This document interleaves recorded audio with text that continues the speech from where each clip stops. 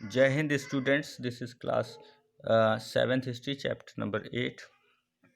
तो यहाँ पे नैनार और अलवर संतों की बात हो रही है। अलवर जो थे वो विष्णु जी के पुजारी थे और नैनार जो थे वो शिव जी के पुजारी थे।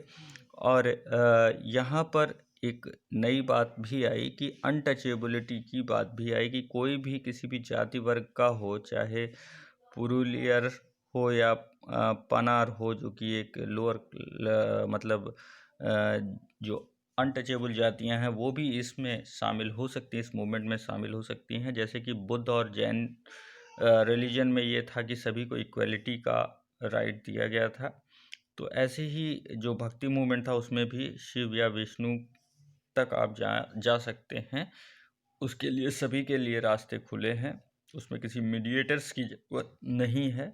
यहाँ पर idea of love and salvation की बात भी की गई। सेल्वेशन का मतलब मोक्ष होता है। तो भगवान के प्रति आपका कितना प्रेम है और उसी प्रेम की वजह से आपको मोक्ष मिल सकता है। Ideas of love heroes and found the Sangams literature. तो ये संगम साहित्य जो कि तमिल लिटरेचर है उसमें भी इन सारी बातों को डिस्क्राइब किया गया है। Blended that the value of भक्ति, और उसमें भक्ति की वैल्यूएशन को भी बताया गया है। The Nayanar and the Alvar went from place to place composing exclusive poem and praise of the deities enshrined in the village.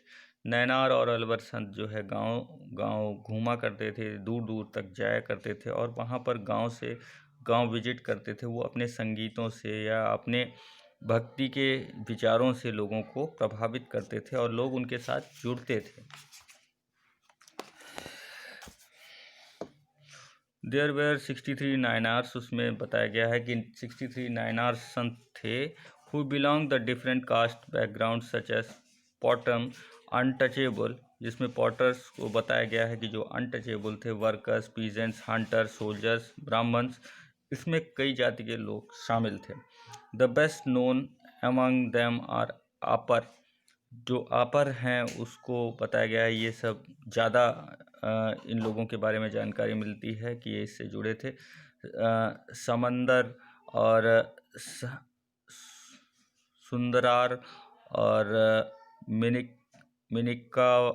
मिनिकवा सागर, इस तरह के जो संत थे ये ज़्यादा मतलब इनके बारे में ज़्यादा इसके बारे में नॉलेज मिलती है। There are two set of the composers of the song, Tevaram and Tiruvachakam. ये जो है इनके द्वारा लिखे गए सॉन्ग हैं। यहाँ पर अलवर के बारे में बताया गया है। 12 अलवर संत मतलब जो है इसके अलवर संत थे जो कि अलग अलग तरह से यहाँ पर संतों के नाम भी दिए हुए हैं। ठीक है। Between the 10th and 12th centuries, the Chola and Pandya king built elaborate temples around many of the shrines visited by the sant poet, string the likes between the bhakti tradition and the temple worship। यहाँ पे ये बताया गया है कि चोल और Pandya king जो थे उन्होंने बहुत सारे टेम्पल्स वगैरह भी बनाए और लोग बहुत से वहाँ विजिट करने आते थे। There was also the time when these poet were compiled. तो यहाँ पर कई सारे पोएट वगैरह भी आकर के कई रचनाएं भी करते थे। बाई साइड हीरोग्राफिक और the religious biographies of the Alvar and Nayanar were also composed. जो हीरोग्राफिक होता है एक तरह से राइटिंग ऑफ संत लाइफ, संतों के जीवन के बारे में लिखा हुआ एक बायोग्राफिकल बुक होती है, उसको भी लिखा गया नैनार और अलवर संतों के बारे में।